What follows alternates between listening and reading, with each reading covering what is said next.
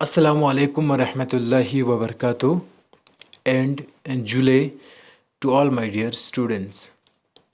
Students, I am Sajad Hussain. एक बार फिर से आप सबके सामने यहाँ पे आया हूँ क्लास 9 के सिविक्स सब्जेक्ट के साथ। मैं आज फिर से हमारा जो जुडिशरी चैप्टर है, chapter number 5 of civics class 9 का, उसी को कंटिन्यू करेंगे। स्टूडेंट्स, इससे पहले मैंने आपको डिटेल में बताया था कि क्या क्या चीज़ें इसमें है। आज हम देखेंगे what are the different branches of legal system. Legal system के बहुत सारे ब्रांचेस क्या है, ठीक है। मीन्स एक लीगल मीन्स कानूनी जो सिस्टम में इंडिया में मैंने आपको बताया था, जिस सबसे बहुत बड़ा जो सुप्रीम कोर्ट है हिंदुस्तान में, सॉरी जो बड़ा कोर्ट है वो है सुप्रीम कोर्ट। इसके बाद उससे जो है थोड़ा रैंकिंग में नीचे आते हैं हाई कोर्ट, फिर डिस्ट्रिक्ट कोर्ट्स आ जाते हैं, ठीक है। तो इसी तरीके से लीगल सिस्टम का जो है डिफरेंट ब्रांचेस क्या है, ठीक है।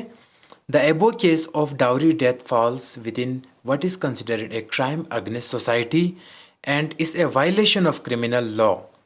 In addition to criminal law, the legal system also deals with civil law cases.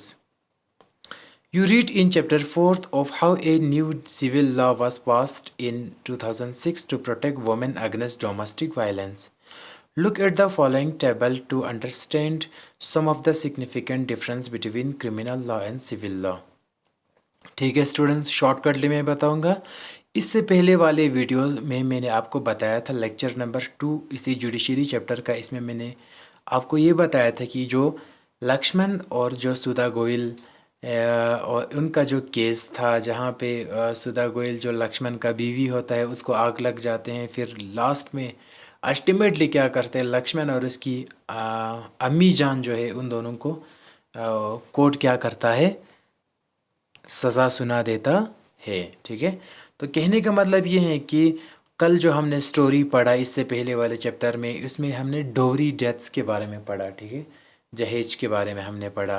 क्योंकि आमतौर पर लड़की से जब शादी करते हैं तो इंडियन सोसाइटी में ये मांगा जाता है कि तुम जो है, लड़के वाले कहते हैं कि लड़की को तुम शादी में मतलब हमें कितने सारे पैसे दे रहे हो, कितने ज़्यादा जहेज के लिए हमें माल दे रहे हो, गाड़ी बंगला क्या क्या तुम हमें साथ देने वाले हैं, ठीक है। अगर नहीं दोगे तो हम तुमसे शादी नहीं करेंगे, ये करेंगे वो करेंगे। ये सारी चीज़ें जो है डाउरी सिस्टम में आते हैं, जो कि बहुत बड़ा क्राइम है, ठीक है। तो डाउरी सिस्टम जो है वो क्राइम अगेंस्ट सोसाइटी है, समाज के ख़िलाफ़ ये बहुत बड़ा एक क्राइम है। तो वो क्राइम, वो जुर्म, ठीक है, वो जुर्म जो समाज के ख़िलाफ़ हो, जहाँ पे क्रिमिनल लॉ के ख़िलाफ़ जाता है, उसको हम कहते हैं क्रिमिनल लॉ। तो कहने का मतलब ये है कि आपने चैप्टर 4 में पढ़ा कि 2006 में जो सिविल लॉ पास किया था, किस लिए पास किया था, protect women against domestic violence. जो घरों में जो औरतों के ख़िलाफ़ जो डोमेस्टिक वायलेंस होते हैं, उसकी पति उसको मारते हैं, ठीक है, उसकी घर वाले उस बहू को काफ़ी बहुत ज़्यादा सताते हैं, ठीक है। जो कुछ भी हो डोमेस्टिक वायलेंस के ज़रिए, अगर कहीं जगह पे डोमेस्टिक वायलेंस के ज़रिए किसी वुमेन को मार दिया जाता है या उसको कुछ और तकलीफ़ पहुंचाता है, तो हम उसको डोमेस्टिक वायलेंस में इंक्लूड कर सकते हैं, ठीक है। तो कहने का मतलब ये है कि different branches of legal system में हम दो टाइप के लॉ पढ़ने वाले हैं। एक तो क्रिमिनल लॉ क्या है हम ये देखेंगे, दूसरा सिविल लॉ क्या है हम ये देखेंगे, ठीक है। तो यहाँ पर टेबल में दिया है।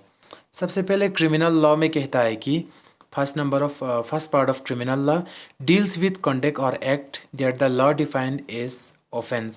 For example, theft, harassing a woman to bring more dowry, murder. Criminal law में पहले ये आता है कि डील्स विद कंडक्ट और एक्ट्स, ठीक है। जो कोई भी इंसान क्या करता है, कोई कंडक्ट करता है या कोई एक्ट करता है, कोई काम करता है, ठीक है, जो कानून की नज़र में ऑफेंस होता है, जुर्म होता है। फॉर एग्ज़ाम्पल, एक इंसान चोरी करता है या एक इंसान किसी औरत को हैरेसिंग करता है, हैरेस करता है, उसको तंग करता है, उसको मजबूर करता है कि उसको कहता है कि तुम मुझे डाउरी के लिए कुछ नहीं देते हो, मुझे डाउरी के लिए इतना ज़्यादा पैसे चाहिए, बंगला चाहिए, गाड़ी चाहिए, नहीं तो मैं तुम्हारा मर्डर कर दूंगा। ठीक है, तो ये सारी चीज़ें जहाँ पे एक इंसान ऐसे काम करते हैं, ऐसे कॉन्डक्ट या एक्ट्स करते हैं जो कानून की नज़र में ऑफेंस होते हैं। फॉर एग्जांपल थेफ्ट, एक तो चोरी करना, दूसरा हैरेसिंग ए वुमेन, किसी भी औरत को तंग करना और उससे डिमांड करना कि डाउरी सिस्टम जो है उसमें डाउरी सिस्टम जो है प्रैक्टिस करना और मर्डर, किसी का खून कर देना, ये सारी चीज़ें जो है क्रिमिनल लॉ में आते हैं।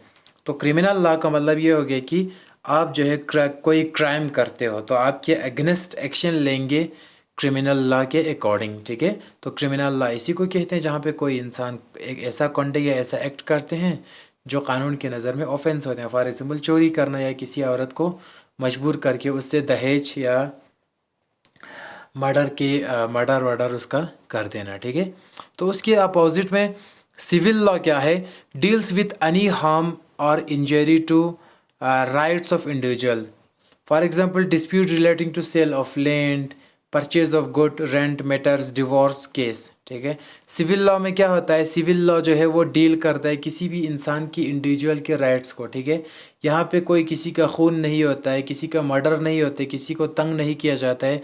यहाँ पे कुछ छोटे मोटे डिस्प्यूट्स होते हैं, फसाद होते हैं। फॉर एग्जांपल एक इंसान ने दूसरे को सेल ऑफ लैंड, ज़मीन बेच दिया, लेकिन उस ज़मीन के उस सौदे में क्या हुआ, उस बिज़नेस में जहाँ पे उस इंसान ने दूसरे इंसान को बेच दिया उसमें थोड़ा बहुत पैसे का चक्कर या कुछ और चक्कर, जिसकी वजह से उनका सेल जो है, उनका जो है मतलब जो एक्सपोर्ट इंपोर्ट हुआ था, उनका exchange of money with money और मनी विथ गुड्स हुआ था, तो उसमें कुछ डिस्प्यूट्स आ गए। ठीक है, पहले मैंने किसी को ज़मीन बेच दिया था, बाद में मैंने कहा कि ये ज़मीन मैंने तुम्हें इतने पैसे के लिए बेचा था, तुमने मुझे कम पैसे दिया, ये वो।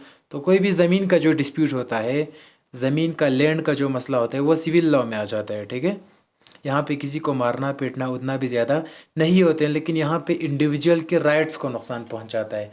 आपका हक़ था ये काम करना, आपका हक़ था वो काम करना, लेकिन आपको वो हक़ नहीं दिया जाता है और आपके ख़िलाफ़ जो एक्शन लेंगे, आपने किसी का हक़ छीना है तो आप सिविल लॉ के अंडर आपके ख़िलाफ़ एक्शन लेंगे। क्रिमिनल लॉ में क्या होता है, आप बहुत बड़ा क्राइम करते हो, किसी को मारते हो, डाउरी के उसमें थेफ्ट, चोरी करते हो, मर्डर करते हो, रेप करते हो, ये सारी चीज़ें क्रिमिनल लॉ में आता है। लेकिन सिविल लॉ में आप जो है जनरली आपको एक ज़मीन का मसला है वो सिविल लॉ में आता है, आपके कोई इंसान आके आपके राइट्स को छीनना चाहता है, ये भी सिविल लॉ में आ जाता है। परचेज ऑफ गुड्स, आप किसी से सामान ख़रीदते हो। रेंट मैटर्स, आपने किसी किराएदार को घर रखा, घर में किराए के लिए रखा है, आपने किसी बिल्डिंग को, किसी इंडस्ट्री को किराए के लिए दिया है या उसमें कोई मसला हो जाते हैं। डिवोर्स केस, आप जो है क्या करते हैं, अपने पति पत्नी में कुछ प्रॉब्लम हो जाते हैं तो उसमें डिवोर्स हो जाते हैं, बीवी फिर भाग जाते हैं, फिर बाद में बीवी उस शौहर के ख़िलाफ़ कोई केस ठोक देता है, तो इसी चक्कर, सारे चक्करों का हम कहते हैं सिविल लॉ। तो सिविल लॉ जो है इन सारे चीज़ों के लिए बना हुआ है। ठीक है, सिविल लॉ में ज़्यादा तौर पर खून खराबा ये सारी चीज़ें नहीं होते, लेकिन क्रिमिनल लॉ में मैंने फर्स्ट पार्ट में बताया कि क्रिमिनल लॉ में ये सारे मर्डर, खून और ये सारी चीज़ें आते हैं। यहाँ पे आपको जो है क्रिमिनल लॉ के अकॉर्डिंग आपको सज़ा मिलेगा। सिविल लॉ में ऐसे चीज़ें होते हैं जो सिविल होते हैं। ठीक है, आमतौर पर ज़मीन का मसला, डिवोर्स, ये वगैरह। इसके बाद second point, it usually begins with the lodging of and first information report FIR with the police who investigate the crime against which a case is filed in the court। ठीक है, ये क्या होता है, आमतौर पर क्रिमिनल लॉ जो है यहाँ पे पहले आपको एक FIR फाइल करना होता है। ठीक है, जिसके बाद पुलिस उस पे इन्वेस्टिगेशन करते हैं, इसके बाद कोर्ट में मसला पहुँच जाते हैं। फॉर एग्ज़ाम्पल मेरे घर में चोरी हुआ तो पहले मुझे जाके पुलिस को बताना है, भाई साहब मेरे घर में चोरी हुआ, फिर पुलिस आएंगे, पहले मुझे पुलिस स्टेशन में FIR लिखना है, फर्स्ट इंफॉर्मेशन रिपोर्ट लिखना है, फिर इसके बाद पुलिस स्टेशन वाले मेरे घर में आ जाएंगे, आने के बाद उस मसले को देखेंगे, फिर इसके बाद उस पर इन्वेस्टिगेशन होगा, फिर लास्ट में मसला कोर्ट तक जाएंगे। ये होता है क्रिमिनल लॉ में। लेकिन ऑन द अगेंस्ट यहाँ पे क्या होता है, a petition has to be filed before the relevant court by the affected party only. In a rent matter either the landlord or the tenant can file a case. ठीक है, यहाँ पे court में केस कौन file करता है? यहाँ पे वो इंसान कोर्ट में केस फाइल करता है जिस पार्टी को नुकसान हुआ है। ठीक है, bye the affected party only. तो कहने का मतलब ये है कि यहाँ पे एक चीज़ ये होता है कि फॉर एग्ज़ाम्पल लैंडलॉर्ड जिसके पास बहुत ज़्यादा ज़मीन है और टेनेंट एक मज़दूर इंसान जो रेंट पे, जो किराए पे, ठीक है, जो पैसे के लिए, ठीक है, जो बेचारा मज़दूर इंसान पैसे के लिए उस अमीर इंसान के खेत में काम करता है, लेकिन उसको काम करने देता है। ठीक है, तो लास्ट में जब पैसे देने के वक़्त होते हैं तो वो अमीर इंसान जो है, लैंडलॉर्ड जो है, ज़मींदार जो है, उस मज़दूर को कोई भी पैसा नहीं देते हैं, तो वो मज़दूर जो है उसका हक़ छीन लेता है वो लैंडलॉर्ड। ठीक है, कहने का मतलब ये है कि जिसके पास ज़मीन बहुत ज़्यादा होता है, फॉर एग्ज़ाम्पल उसने एक मज़दूर रखा अपने खेत में काम करने के लिए, लेकिन लास्ट में जब मज़दूर को पैसे देने का टाइम होता है तो उस वक़्त लैंडलॉर्ड उससे इनकार कर देते हैं। तो उसमें इन दोनों के बीच में किसका राइट्स वायलेट हुआ, किसका राइट्स ख़त्म हुआ, किसको अपना हक़ नहीं मिला? मज़दूर को, ऑफ कोर्स। ठीक है, तो मज़दूर जो है क्या करेंगे, अपने इंसाफ के लिए कोर्ट में वो केस फाइल करेंगे। ठीक है, क्योंकि उसने काम किया था, उसको पैसा नहीं मिला। ये आता है सिविल केस में। लेकिन यहाँ पे ये चीज़ आता है कि जो एफआईआर जहाँ पे काटते हैं वो क्रिमिनल लॉ में होते हैं। यहाँ पे आपका दो चीज़ हो सकता है। ठीक है, एक तो आपको पहले एफआईआर काटना है, सॉरी एफआईआर की फ़ाइल करना है जिसने आपके घर में चोरी किया है। दूसरा ऊपर से आपको जाके फिर उस मसले को आगे ले जाना है। ठीक है, तो ये कौन सा केस हो गया? Criminal law. इसके बाद number third of criminal law is if found guilty the accused can be sent to jail and also fine it. ठीक है, अगर खुदा न खास्ता क्रिमिनल लॉ में फर्स्ट पार्ट में हमने बताया कि कोई भी ऐसा इंसान जो चोरी करता है, जो मर्डर करता है, जो रेप करता है, ठीक है, उस इंसान को जो है क्रिमिनल लॉ के अकॉर्डिंग सज़ा दिया जाएगा। दूसरे में मैंने बताया कि पहले उस इंसान ने चोरी किया या पहले उस इंसान ने खून किया, तो पॉइंट नंबर 2 में कहता है कि फिर किसका खून किया? जिसका भी खून किया उसके रिश्तेदार जाकर उस चोर के ख़िलाफ़ या उस मर्डरर के ख़िलाफ़ एफआईआर फाइल करना पड़ेगा, तभी जाके इन्वेस्टिगेशन होगा, फिर मसला कोर्ट में जाएंगे।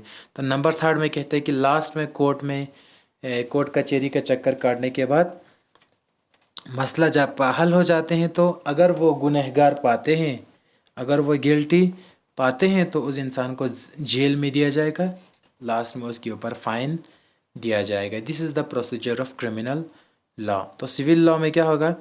The court gives the specific relief ask it for instance in case between a landlord and a tenant the court can order the flat to be vacated and pending rent to be paid।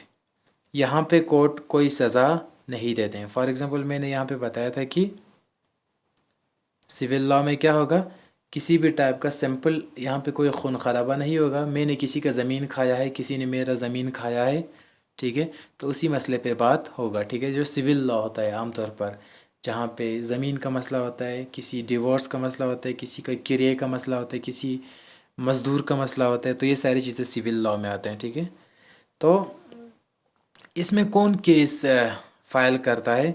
वो party case file करता है जिसको अपना हक नहीं मिला है। For example एक लैंडलॉर्ड है और एक टेनेंट है जो उसमें किराए को उस अमीर इंसान के खेत में काम करते हैं, तो अल्टीमेटली क्या करता है, उस गरीब इंसान को अमीर इंसान पैसे नहीं देते हैं, तो यहाँ पे इसका हक़ मैंने पहले भी बताया कि मज़दूर को अपना हक़ नहीं मिलते हैं, तो वो ऑब्वियस सीधी सी बात है, वो कोर्ट में जाएंगे।